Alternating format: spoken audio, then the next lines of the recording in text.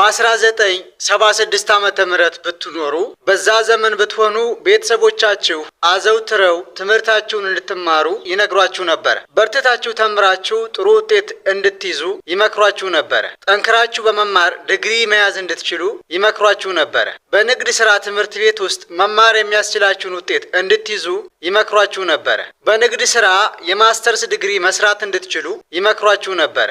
ባለሙያ መሆን የሚያስችላችሁን ውጤት እንድትይዙ ይመክሯችሁ ነበር።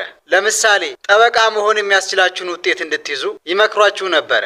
አካውንታንት መሆን የሚያስችላችሁን ውጤት እንድትይዙ ይመክሯችሁ ነበር። በትምህርታችሁ ገፍታችሁ ከተማራችሁ ጥሩ ውጤት ካመጣችሁ አስተማማኝ ጥቅማ ጥቅም ያለው ዳጎስ ያለ ደሞዝ የሚያስገኝ ብዙ ገንዘብ ሊያስገኝ የሚችል ጥሩ ስራ ማግኘት እንደምትችሉ ይነግሯችሁ ነበር። ነገር ግን ትምህርት ቤቶች ሕፃናትን ለገሃዱ ዓለም ያዘጋጇቸዋል ወይ? ጥሩ የተባለ ትምህርት ተምሮ ውጤትን ማሳመር ብቻውን ስኬትን ማረጋገጥ ይችላል ወይ?